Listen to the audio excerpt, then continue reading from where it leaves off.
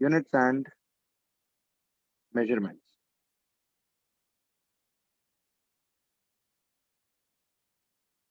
देखिए, units and measurements का हमारा कंप्लीशन डेट 6 नवंबर तक डेडलाइन में है। ठीक है जी, जरा आप देखिए, सवाल ये था, लास्ट टाइम जरा मुझे बताना हम लोग किधर थे।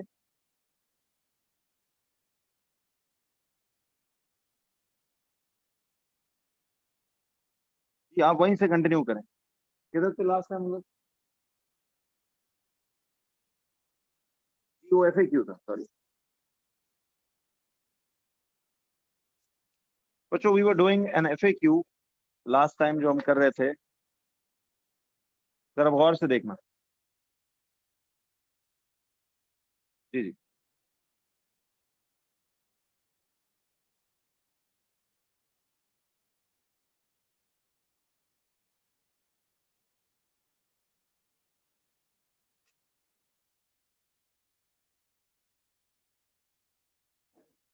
सुनना अब। तो आपसे एक सवाल था, क्वेश्चन था जी कि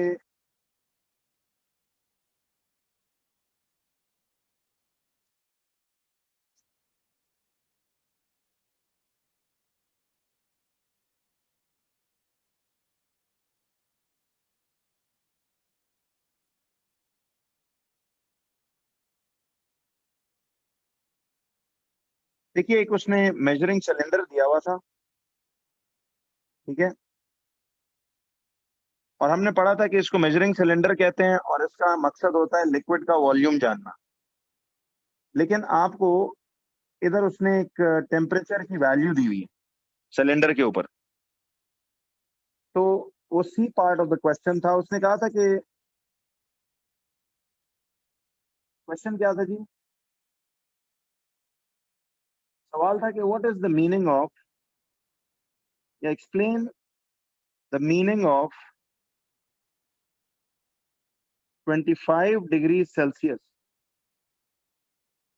mentioned on the measuring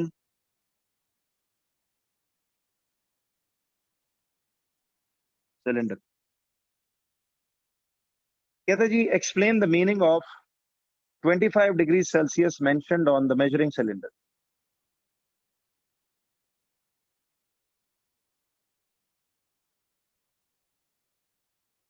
बच्चों, अब ये टेक्निकली 1 मार्क का FAQ है, ठीक है। अब देखो, फिजिक्स का फुल कोर्स 145 मार्क्स में टेस्ट होता है, 40 मार्क्स के MCQs, 75 मार्क्स का थ्योरी और 30 मार्क्स का ATP।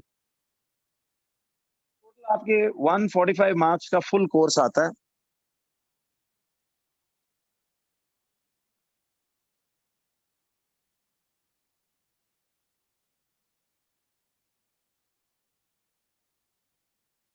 जी अली, बिल्कुल सही जवाब है।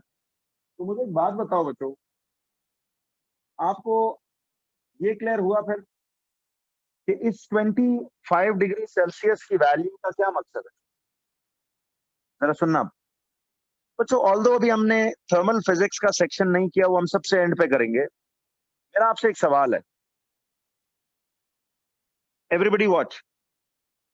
ये जो थर्मल फिजिक्स का सेक्शन है ना, ये हमारा सबसे लास्ट सेक्शन होता है फिजिक्स का, और हार्डली कह लीजिए कि कुछ 2 से 3 लेक्चर्स में पूरी थर्मल फिजिक्स कंप्लीट हो जाती है, बहुत आराम से, बिकॉज उसकी बुनियाद हम केमिस्ट्री चैप्टर 2 के जरिए बनाएंगे। मेरा आपसे सवाल ये है कि आपको इतना तो पता है ना वैसे कि अगर कभी किसी लिक्विड को हीट किया जाए तो लिक्विड एक्सपैंड हो जाता है, अपने असली वॉल्यूम से थोड़ा ज्यादा उसका वो फैल जाता है, वॉल्यूम एक्सपैंड कर जाता है। ये बात पता है सबको, बचपन में थोड़ा बहुत हमने पढ़ा होगा। इसी तरह जब आप किसी लिक्विड को कूल डाउन करें, तो कूल करने से सॉलिड्स हो, लिक्विड्स हो या गैसेस, वो कॉन्ट्रैक्ट करती हैं, उनका वॉल्यूम कम हो जाता है। ये आइडिया है वैसे, कुछ जनरल साइंस बचपन में पढ़ा होगा ऐसा। तो अब जरा मुझे एक बात बताओ कि मेजरिंग सिलेंडर का काम तो असल में वॉल्यूम ऑफ द लिक्विड को नापना है, ये वॉल्यूम ऑफ द लिक्विड नापता है। लेकिन इस 25 डिग्री सेल्सियस की वैल्यू टॉप पर मेंशन होना किस बात का सबूत क्या मतलब है इस 25 डिग्री का? इसका मतलब यह है कि यार अगर आप इस मेजरिंग सिलेंडर को नॉर्मल रूम टेम्परेचर पे रखेंगे, 25 डिग्री सेल्सियस लैब कंडीशंस पे रखकर इसमें लिक्विड्स डाल के उनका वॉल्यूम नापेंगे। अच्छा, तो पानी का वॉल्यूम ना देखो, आप इस सिलेंडर की बॉडी का वॉल्यूम देखो। मुझे बताओ, अगर आप एक्सपेरिमेंट को सपोज बहुत गर्मी की कंडीशन में बाहर धूप में कर रहे हो, जरा सुनना, फर्ज करो आप इस लिक्विड का एक वॉल्यूम है इस सिलेंडर में, बाहर का टेम्परेचर 40 डिग्री सेल्सियस है, उस पे इसमें लिक्विड डाल के उसका वॉल्यूम नापना चाहते हो, तो मुझे एक बात बताना। जी जी, एक सेकंड सुन, रुक जाओ। लिक्विड को ना देखो, आपने सिलेंडर की बॉडी को देखना है। मुझे बताएं, सिलेंडर की बॉडी को अगर हीट ज्यादा मिलेगी तो सिलेंडर की बॉडी भी एक्सपैंड करेगी या कॉन्ट्रैक्ट? बताइए क्या करेगी? एक्सपैंड करेगी। और अगर सिलेंडर की बॉडी को कूल डाउन करें तो वो कॉन्ट्रैक्ट करेगी या एक्सपैंड? कॉन्ट्रैक्ट करेगी। याद रखिए, हीट करने से चीजें एक्सपैंड करती हैं, कूल करने से कॉन्ट्रैक्ट। ये हम पढ़ेंगे आगे जाके बहुत डिटेल में। फिलहाल 1 मार्क का क्वेश्चन है, देखते जाओ।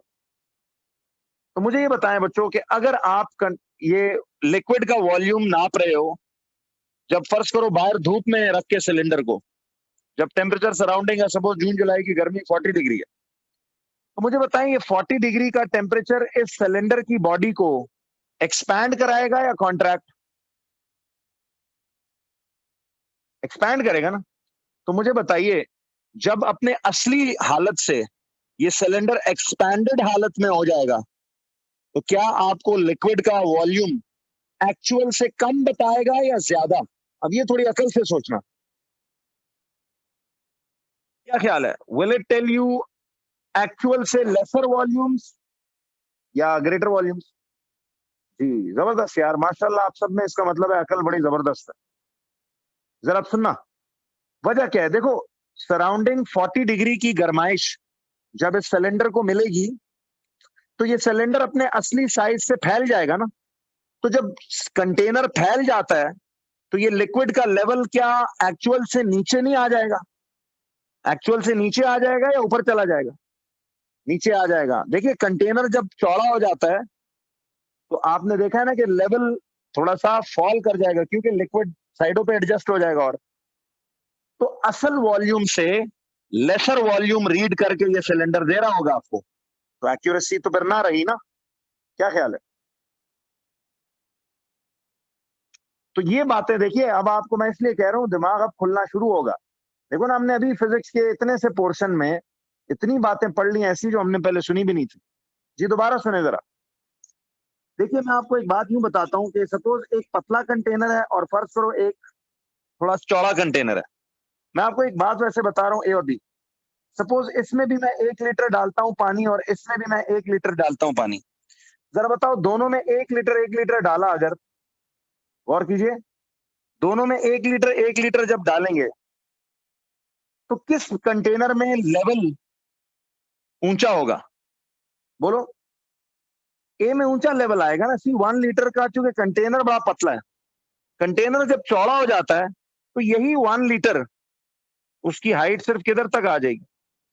कंटेनर फैल गया ना, तो मे बी वही 1 लीटर पानी अब सिर्फ इतनी हाइट शो करे। और जब ये कंटेनर पतला था तो ये 1 लीटर पानी मे बी इतनी हाइट शो कर रहा था। You agree? तो अब आमना आपको बच्चे समझ में आया? जी जी, अली, ग्लास से ही ये सिलेंडर बना है।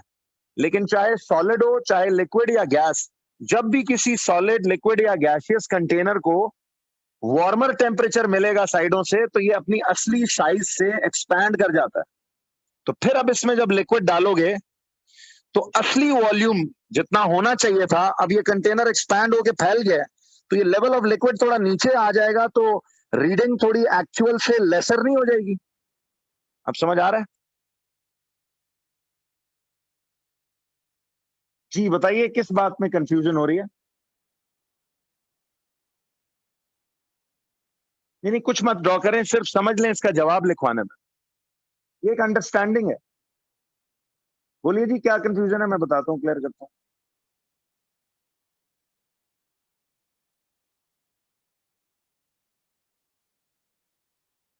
जी दोबारा देखते हैं। देखिए मैं ये कह रहा था कि आप फर्ज करो सराउंडिंग में, एक मिनट जरा इसको समझना, सिलेंडर का असली जो भी साइज है, सराउंडिंग टेम्परेचर, जब सपोज सराउंडिंग में बहुत गर्मी है, सपोज किसी दिन 40 डिग्री का टेम्परेचर, आपको पता है ना जून जुलाई में बाहर आप फिरो तो 40-45 डिग्री का टेम्परेचर होता है कि नहीं? तो आप अगर इस सिलेंडर को बाहर सनलाइट में ले जाओ, तो इसे जब 40-45 डिग्रीज की हीट मिलेगी, तो will the cylinders body expand और कॉन्ट्रैक्ट? जवाब दो। सिलेंडर की बॉडी क्या करेगी? जिन्हें कंफ्यूजन थी वो बताएं। एक्सपैंड करेगी।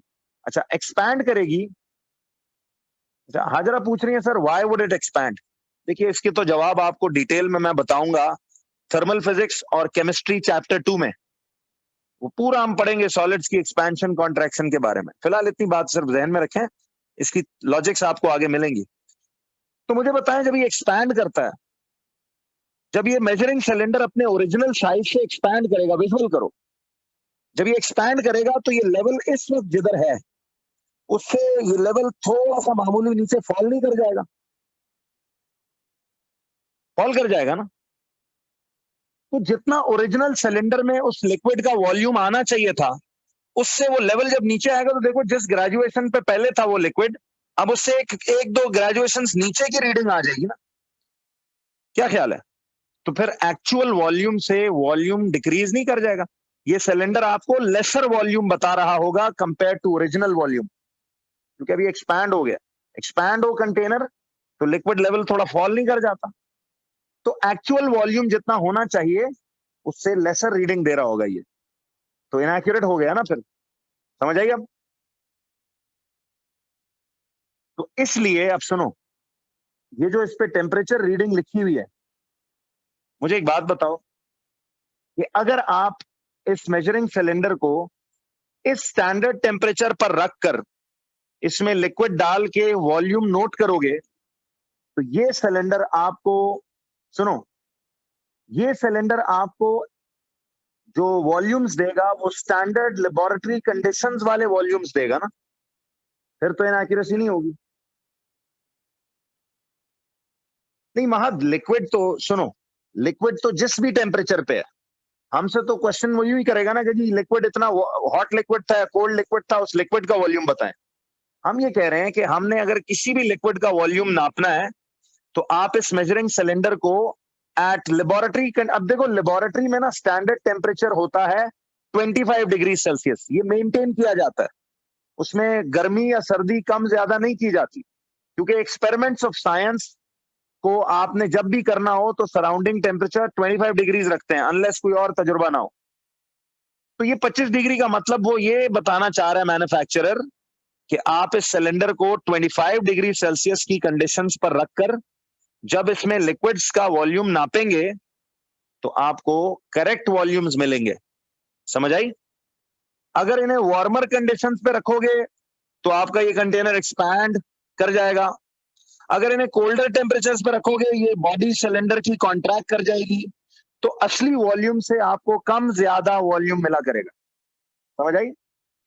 तो इस सवाल का जवाब ये था कि दिस मीन्स, इस वैल्यू ऑफ टेम्परेचर का मतलब है that the cylinder must be kept,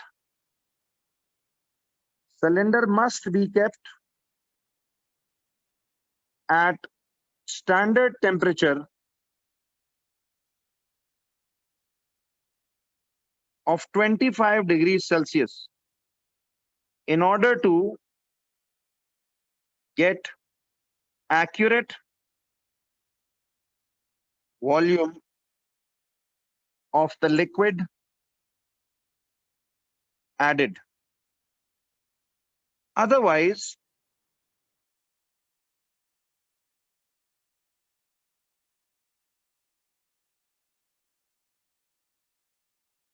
expansion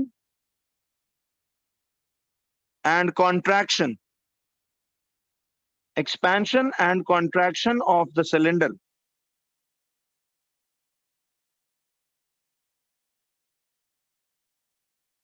will give inaccurate volumes. Will give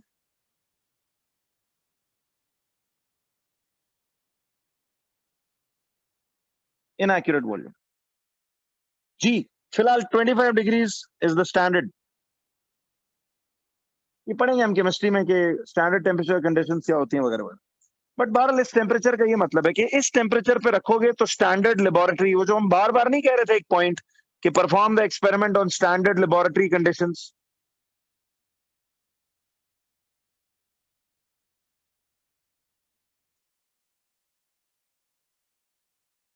नहीं हम इतना ज्यादा ये चूंकि अच्छे ग्लास का बना होता है, हम आगे पढ़ेंगे कि ये कब ब्रेक होता है कब नहीं. ये फिलहाल आप लिख लो, आई टेल यू कि इसके लिए जगह कितनी दी होगी. फिलहाल आप इसको लिख लो.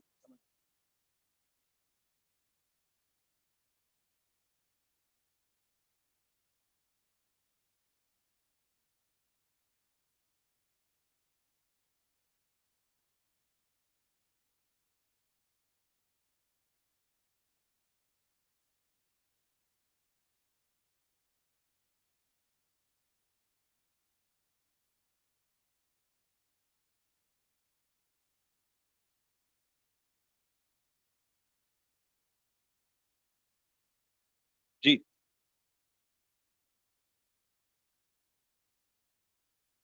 कर लिया जी.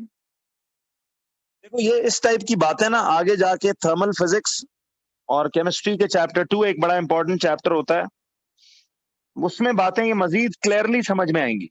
फिलहाल मैं आपको सिर्फ एक डेमो दे रहा हूं कि देखिए इस किस्म की अनयूजुअल बातें भी क्वेश्चनों में आती हैं.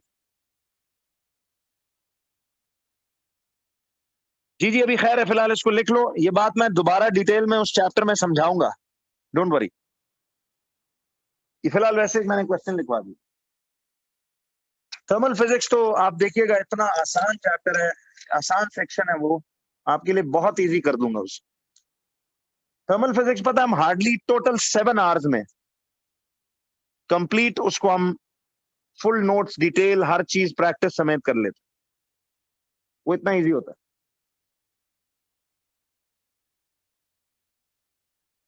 उसकी एक बड़ी जबरदस्त टेक्निक बनाई हुई है मैंने, आई टेल यू. उसको मैं बल्कि आपको ना ए लेवल्स के स्टैंडर्ड का वो बहुत इजी करके समझाऊं.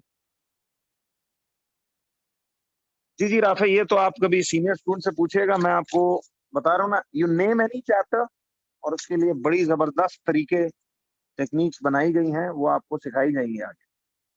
होल्ड ऑन जब तक मैं उस पर पहुंचता नहीं हूँ. जी जी आसान हम करते हैं बिल्कुल.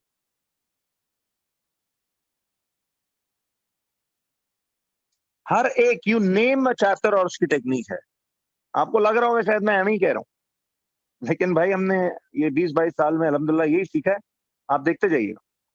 मैंने इसलिए आपको कहा ना, ये मैं आपको वैसे एक फॉर्मेलिटी के लिए तसल्ली नहीं दे रहा हूँ. चीजें इतनी सिंपल करके आपको मैंने टेक्निक्स बनाई हुई हर एक के लिए. ये ऑप्टिक्स का जो लाइट का सेक्शन है, लेंसेज का है, ये सब चीजें आपको इजी करके बताएंगे. ठीक है.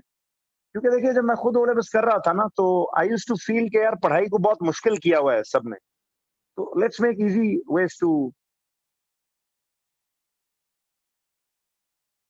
देखते हैं.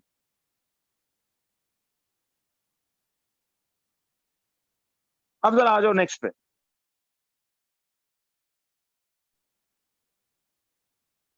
देखिए बच्चों, अब हमारा जो सेकंड मेथड था, second method of finding the volume of irregular shapes.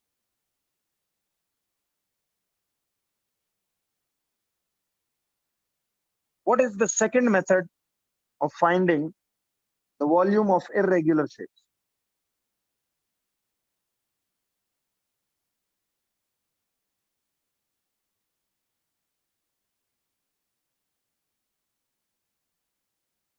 आपको याद है बच्चों, second method of finding the volume of irregular shapes क्या था?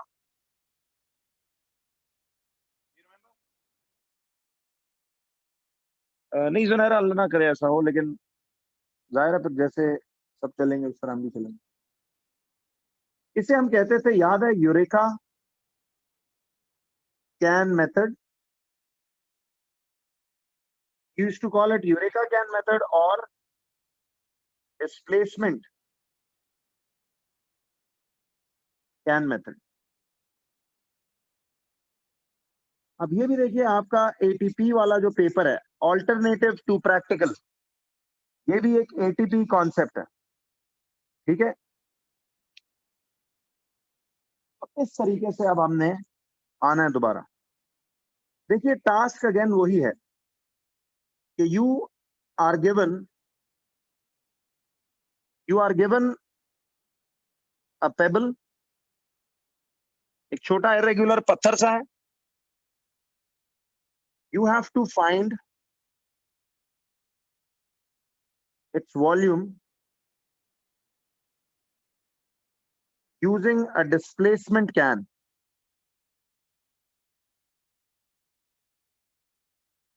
यूजिंग अ डिस्प्लेसमेंट कैन, ठीक है। तो how will we do this? ये बेसिकली एक अंडरस्टैंडिंग है बच्चों, इसको सिर्फ आपने समझना है, बहुत आसान काम है। देखिए, आपको ना एक चीज जो समझनी चाहिए वो ये है कि सपोज ये टेबल की सरफेस है, दिस इज टेबल का सरफेस, और हमने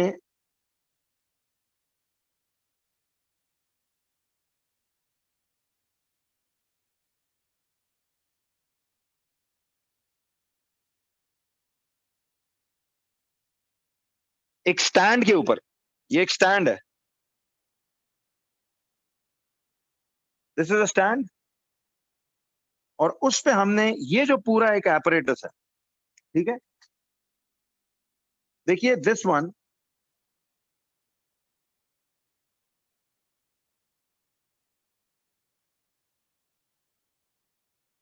ये जिसको मैं ऐसे ब्लूइश सा हाईलाइट दे रहा हूं, ये एपरेटस हमारा क्या कहलाता है? This is called the displacement can, ठीक है, या जिसे यूरेका कैन भी कहते हैं। ये दोनों नाम याद रखना। इस एपरेटस को डिस्प्लेसमेंट कैन या यूरेका कैन कहते हैं जी। इसको ड्रॉ करें। अब इसको तो डिस्प्लेसमेंट कैन, यूरेका कैन कहते हैं, और ये जो इसका नोजल सा निकला हुआ है, this is called the spout. इसे डिस्प्लेसमेंट कैन का स्पाउट कहते हैं।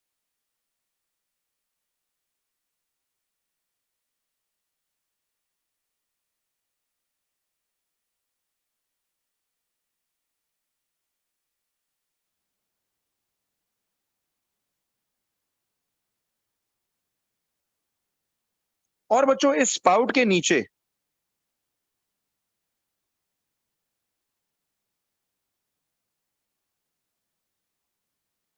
इधर हमने उसी तरह एक मेजरिंग सिलेंडर प्लेस करना, ठीक। तो एक स्टैंड पे यूरेका कैन या डिस्प्लेसमेंट कैन लगा दिया, और नीचे स्पाउट के बिल्कुल नीचे इधर ओपनिंग पे हमने मेजरिंग सिलेंडर रख दिया। थोड़े इसको पहले ये देखिए। अब ये भी देखिए, एटीपीज में आता है कॉन्सेप्ट। तो इस तरह की बहुत सी चीजें आप देखें अपने स्कूलों में नहीं की होंगी। ये FAQs, ATP, MCQ, theory, techniques, आसान बना के चैप्टर्स। फिजिक्स बहुत इंटरेस्टिंग है, बहुत मजे की है। थोड़ा सा आगे जरा जाते जाइएगा, आप देखिएगा, आपको साइंस चीजों की समझ आएगी। तो अब जरा सुनो, सबसे पहले तो बच्चों हम क्या करते हैं, टास्क ये था कि आपको एक इस तरह का छोटा सा पेबल दिया हुआ है, एक पत्थर सा है। टास्क ये है कि आपने वॉल्यूम ऑफ द पेबल ढूंढना है। दिस इज योर टास्क, कि इस पेबल का वॉल्यूम तलाश करना है। तो एक तरीका तो वो सिलेंडर वाला मेथड है, एक ये डिस्प्लेसमेंट कैन वाला। Now what are we going to do? Step one में सबसे पहले आपने स्टेप वन में इसके अंदर पानी भरना है। डिस्प्लेसमेंट कैन में आपने पानी भरना है बच्चों, कहां तक? वैसे मुझे एक बात बताओ, एक कॉमन सेंस है, इस डिस्प्लेसमेंट कैन में पानी किधर तक होल्ड करेगा? कहां तक? जरा अकल की बात है। ये जो स्पाउट का इनिशियल लेवल है, इस तक होल्ड करेगा या स्पाउट के ये अपर लेवल तक? बोलो जी। स्पाउट तक, ये जो लेवल है ना, ये जो एज है, इस एज तक इसमें रिमेंबर पानी होल्ड कर सकता है। अगर मैंने इससे ज्यादा पानी इसमें डाला तो वो पानी तो यहां से इस नलके से बाहर ओवरफ्लो करके सी ओवरफ्लो लेवल अप होगा, वो पानी तो निकल के बाहर नहीं आ जाएगा। तो इसमें मैक्सिमम टॉप तक जितना पानी होल्ड हो सकता है वो हम पहले भर के फिर सिलेंडर नीचे रखेंगे। समझ आई? तो सिलेंडर इनिशियली बिल्कुल ड्राई और एम्प्टी है।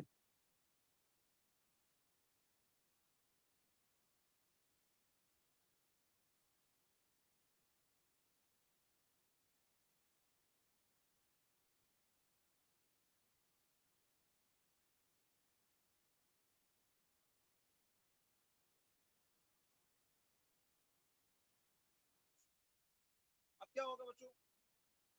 टास्क वही है कि आपने इस पत्थर को एक धागे के साथ बांध के उसे क्या करना है? उस फेबल को एक थ्रेड के साथ बांध के नीचे भेज देना। जी हमता, आवाज नहीं आ रही है?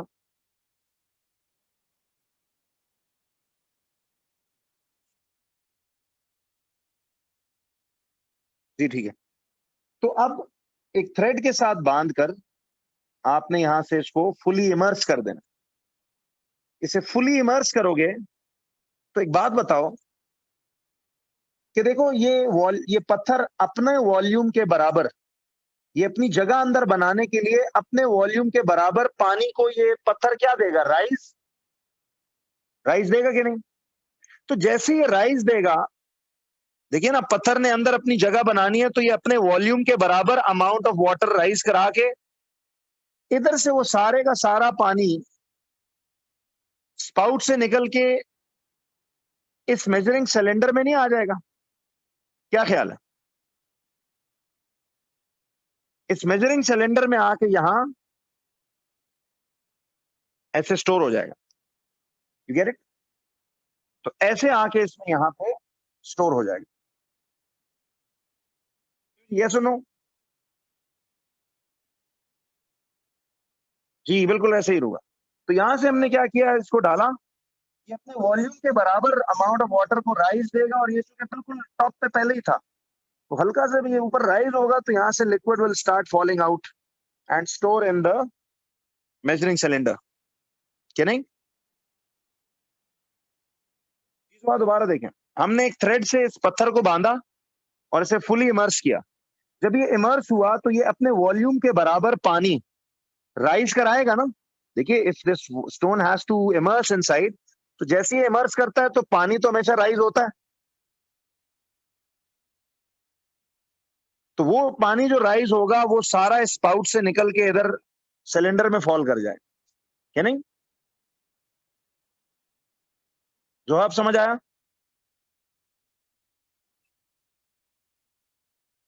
क्यों जी?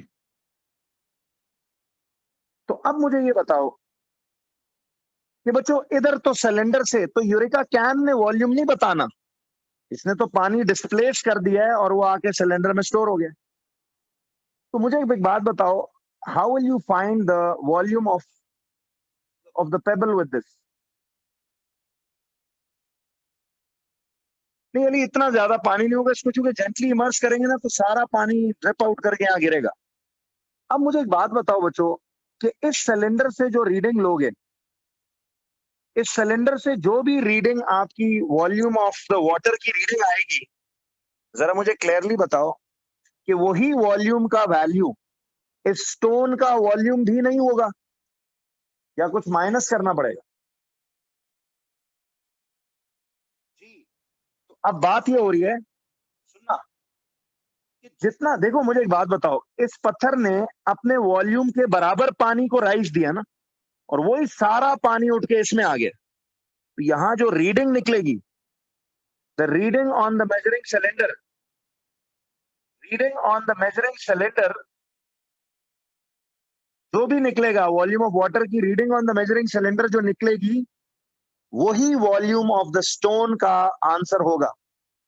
तो इसमें आपने नहीं कुछ माइनस या प्लस करना, नहीं, ये दोनों एक लिहाज से एक जैसी एक्यूरेट हैं, कोई इतना ज्यादा फर्क नहीं।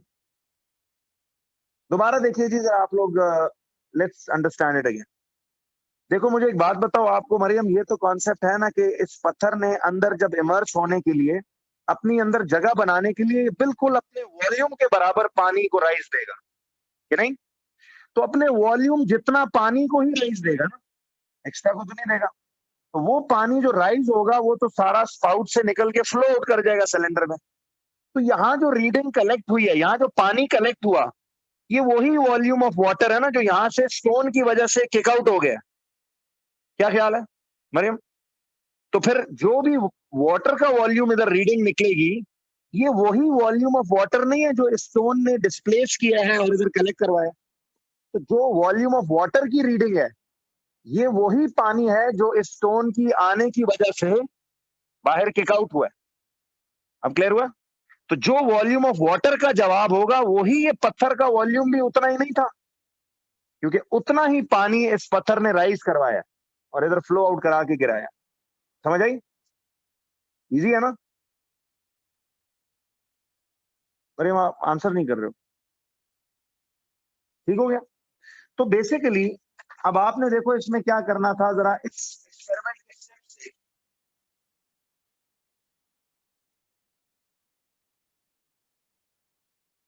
इस एक्सपेरिमेंट के स्टेप्स आपने तो समझ लिए। एक नोट लिख लो। इस नोट ये है कि the volume of water collected, देखो ये the volume of water collected, the volume of water collected in the measuring cylinder, the volume of water collected in the measuring cylinder will give us the volume of the pebble. ये note है जी।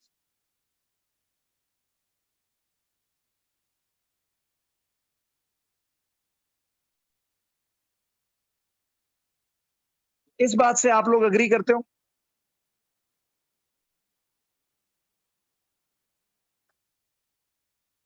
क्यों जी?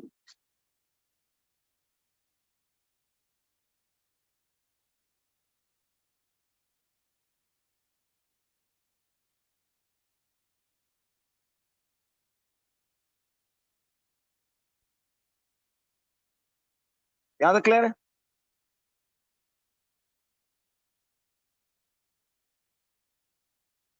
चलिए जी अब इस पे एक पहले FAQ पे आते हैं। अब ये चूंकि आपके एटीपी में सवालात आए हुए हैं, तो हम पहला क्वेश्चन देखते हैं। कहता है डिस्क्राइब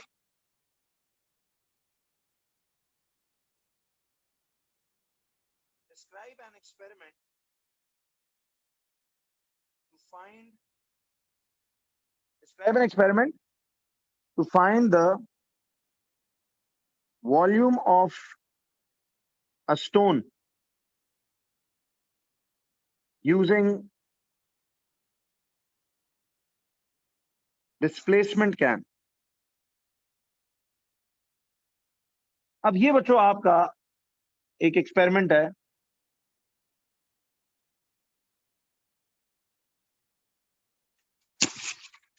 ये नहीं जी लास्ट पेज।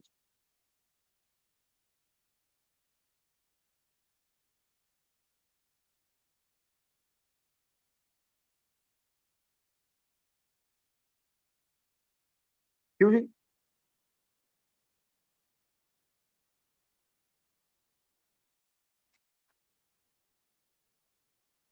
तो बच्चों इसमें अब ये तकरीबन ना यूं 3 to 4 मार्क्स का एक क्वेश्चन है। तो आप सबसे पहले तो स्टेप 1 में क्या बोलेंगे? आप बोलेंगे देखो कि सबसे पहले स्टेप में कि fill up the displacement can with water up to its brim. यार एक वर्ड है, ये लफ्ज है ब्रिम। ब्रिम किसे कहते हैं? इसमें ड्रॉ करना है। ब्रिम कहते हैं एज तक। देखिए जैसे ये जो टॉप एज है इधर तक, जहां तक हमने इसमें लिक्विड भरा है, इसको इसका ब्रिम कहते हैं। ब्रिम कहते हैं टॉप तक, जितना उसमें होल्ड हो सकता है। ठीक है, brim is actually up to its top. उसके बाद दूसरा पॉइंट क्या लिखेंगे? दूसरा पॉइंट हम लिखेंगे कि place a measuring cylinder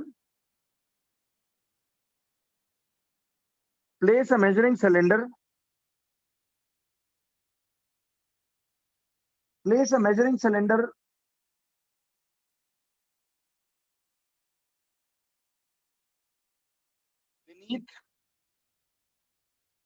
the opening of the spout. ठीक है, place a measuring cylinder beneath the opening of the spout. जी जी, ये एग्जाम्स के लिए ही तो बता रहा हूं। ये FAQ का मतलब क्या है? Frequently asked question. तो ये सारे मार्क्स स्कीम फ्रेजिंग ही है, तो इन जुमलों को याद रखें जी, समझ कर you learn it also.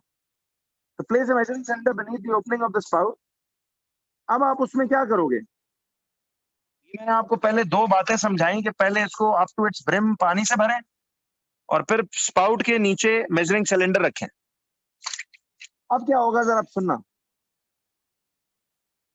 Now gently immerse, देखिए एकदम ये ऐसे धक्का जोर से नहीं फेंकना अंदर। Gently immerse the stone into the displacement can using a thread। तो धागे के साथ आपने उसे बांध के इमर्स करना। Gently immerse the stone into the displacement can using a thread। तो क्या होगा? पानी निकल के नीचे मेजरिंग सिलेंडर में आ जाएगा। आप लिखेंगे कि note down the volume of the water collected in the cylinder। Note down the volume of water collected in the cylinder। ठीक है, तो क्या होगा अब? this volume reading will give us the volume of the stone। So this volume reading will give us the volume of the stone। बात समझ आई? तो आपको यही वॉल्यूम ऑफ द स्टोन यहां से मिल जाएगा। तो देखो बच्चों, फिजिक्स के कोर्स का एक बड़ा इंपॉर्टेंट पेपर होता है ATP, जो शायद कईयों ने सुना भी नहीं होगा। आपके 3 पर्चे होते हैं ना, एक MCQ, एक थ्योरी और एक ATP। ये जितना भी एक्सपेरिमेंट्स आप कोर्स में पढ़ते हो, ये सब ATPs में